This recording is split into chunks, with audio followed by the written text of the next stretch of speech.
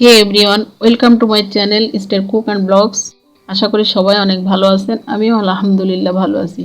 আজ আমি আপনাদের জন্য নিয়ে আসলাম পারফেক্ট রেস্টুরেন্ট স্টাইলে ফ্রাইড রাইস তৈরির একটি রেসিপি। হাতের কাছে থাকা কিছু উপকরণ দিয়ে এই রেসিপিটি সাজিয়েছি। আশা করি ভিডিওটি আপনাদের কাছে ভালো লাগবে। ভালো লাগলে অবশ্যই একটি লাইক দিবেন এবং সাবস্ক্রাইব করে আমার পাশে থেকে যাবেন।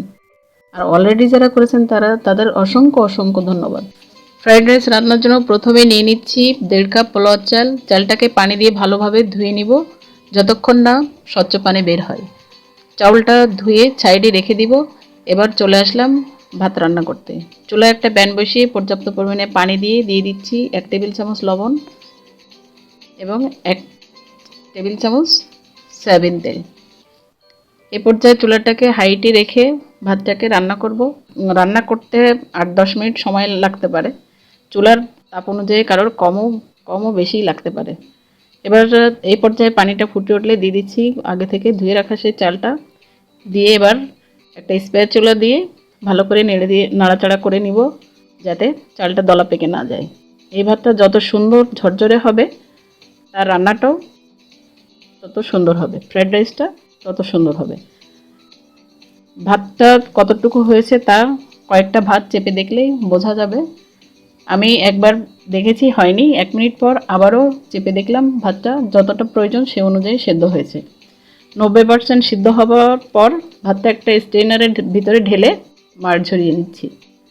এবার একটি ছড়ানো পাত্রে ভাতটা দিয়ে চারিদিকে বিছিয়ে দিয়ে উল্টে পাল্টে ঠান্ডা করে নিব।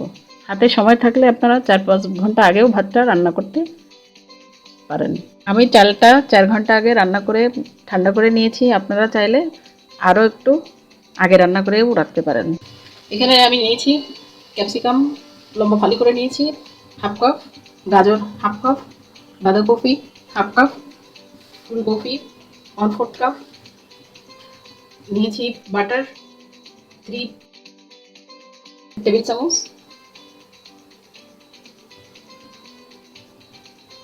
কাঁচামরিচ 3টা, পেঁয়াজকালি 3 স্টিক, রসুন কুচি 1 টেবিল চামচ, চিনি সামান্য, আর গোলমরিচ 1/2 চা চামচ।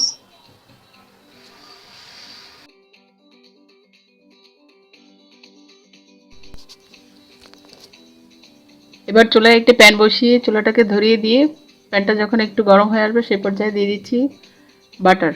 এখানে আমি বাটার নিয়েছি 3 টেবিল চামচ। আপনারা চাইলে এখানে আরও ব্যবহার করতে পারেন। এবার বাটারটা যখন একটু মেল্ট হয়ে আসবে সেই পর্যায়ে দিয়ে দিচ্ছি রসুন কুচি। এখানে 1 টেবিল চামচ রসুন কুচি নিয়েছি। রসুনটাকে একটু নাড়াচাড়া করে ভেজে নিব।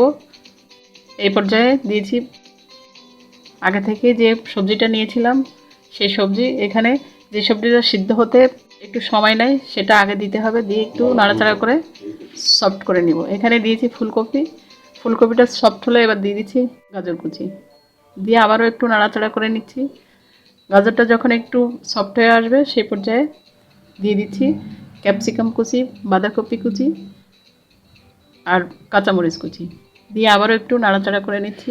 এ পর্যায়ে চুলাটাকে হাইটে রেখেই ফ্রাইড রাইসটা রান্না করতে হয় সবজিগুলো, যাতে সবজিগুলো সিদ্ধ না হয়ে যায় পুরোপুরি। এবার দিয়ে দিচ্ছি 1 চিমটি লবণ। এখানে লবণটা আপনারা বুঝে দিবেন।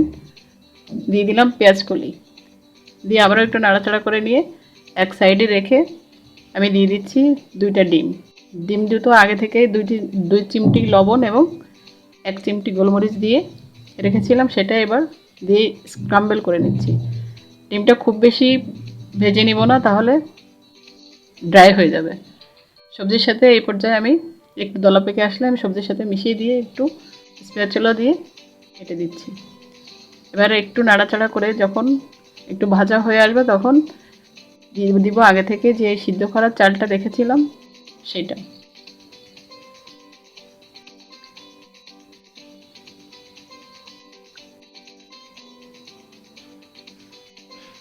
এবার এখানে দিয়ে দিচ্ছি সেই ভাতটা এখানে রেখে দেওয়ার পরে 90% সিদ্ধ হওয়ার পরে রেখে দিলে আরও দেখা যায় যে 5% হয়ে যায়। আর পরে নাড়াচাড়া করতে বাকি 5% সিদ্ধ হয়ে যাবে। এখানে সবজিগুলো কসকসা থাকতে হবে। এই পর্যায়ে চুলার হিটটা রয়েছে আমার লো হিটে রেখে অনবরত নেড়ে চেড়ে এটাকে রান্না করতে হবে।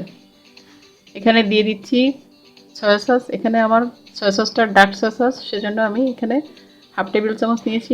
দিয়ে দিচ্ছি হাফ চা চামচ গোলমরিচ গুঁড়া, আর দিয়ে দিচ্ছি সেই 1.5 টেবিল চামচ চিনি। এখানে আমি চিনিটা 1.5 টেবিল চামচ ব্যবহার করেছি। চিনিটা ব্যবহার না করলে ফ্রাইড রাইসের অথেন্টিক যে টেস্ট সেটা পাবেন না। এ পর্যায়ে দিয়ে দিচ্ছি ফিশ সস, দিয়ে আবারও একটু নাড়াচাড়া করে ভালো করে মিশিয়ে নিব। নিয়ে এবার আমার এই পর্যায়ে ভাতটা হয়ে গিয়েছে। আমি এবার আপনাদেরকে একটু নাড়াচাড়া করে উল্টে পাল্টে আপনাদেরকে পরিবেশন করে দেখাবো।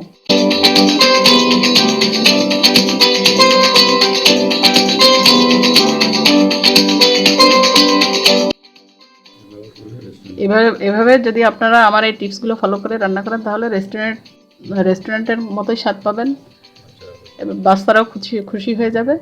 এবার আপনাদেরকে একটা চাইনিজ রেস্টুরেন্টে যেভাবে একটা প্লেট সাজিয়ে দেয় সেভাবে পরিবেশন করে দেখাচ্ছি। আশা করি আপনাদের কাছে আমার এই রেসিপিটি ভালো লেগেছে। ভালো লাগলে অবশ্যই একটি লাইক দিবেন। সেই সাথে নিত্য নতুন আপডেট রেসিপি পেতে আমার চ্যানেলটি সাবস্ক্রাইব করবেন, পাশে থাকা অল অপশন বাটনটি প্রেস করবেন। আর ইতিমধ্যে যারা করেছেন তাদেরকে অসংখ্য ধন্যবাদ। আজ এই পর্যন্ত, আবারও দেখা হবে নতুন কোনো ভিডিওতে। সেই পর্যন্ত আসসালামু আলাইকুম।